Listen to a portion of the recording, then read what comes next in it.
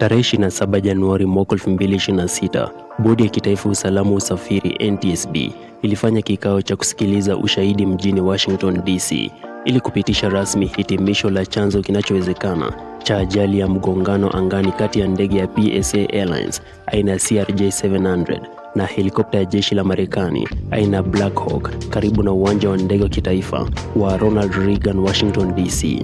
Bodi ya usalama ilihitimisha kuwa mlolongo wa kushindwa kwa mifumo ndio uliosababisha mojawapo ya ajali mbaya zaidi za anga nchini Marekani katika zaidi ya miongo miwili.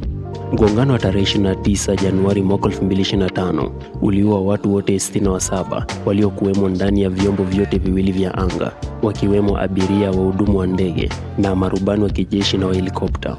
Matokeo ya uchunguzi wa NTSB yaliyowasilishwa katika kikao cha bodi ya umma kilichodumu siku nzima mjini Washington yaliweka wajibu moja kwa moja kwa muundo mbovu wa anga, yani airspace, usimamizi duni na kuvunjika kwa mifumo ya udhibiti wa trafiki ya anga na uendeshaji wa helikopta, huku yakibainisha wazi kuwa marubani wa ndege ya kikanda ya PSA hawakuwa na hatia. Hili lingeweza kuzuilika, alisema mwenyekiti wa NTSB Jennifer Homdi, akieleza hatari zilizokuwepo kwa muda mrefu ambazo hazikushughulikiwa licha ya onyo la miaka mingi.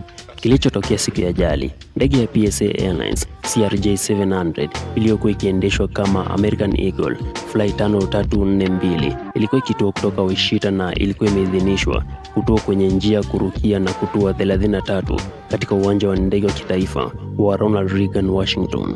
Wakati huo huo, helikopta ya jeshi la Marekani aina ya UH-60 Black Hawk ilikuwa ikiruka kwenye njia ya helikopta iliyochapishwa kando ya mto Potomac.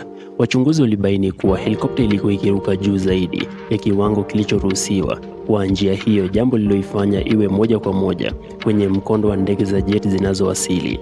Wahudumu wa helikopta waliomba na kupewa ruhusa ya kujitenga kwa kuona, yani visual separation, kutoka kwa ndege ya jet, uamuzi ambao NTSB ilisema haukupaswa kamwe kuidhinishwa chini ya mazingira hayo. Dhibiti wa trafiki wa eneo hilo aliyekuwa akisimamia kwa pamoja trafiki helikopta na ndege za abiria hakutoa tahadhari ya usalama wala kuwaarifu wahudumu wa ndege ya PSA kuhusu mahali ilipokuwa helikopta.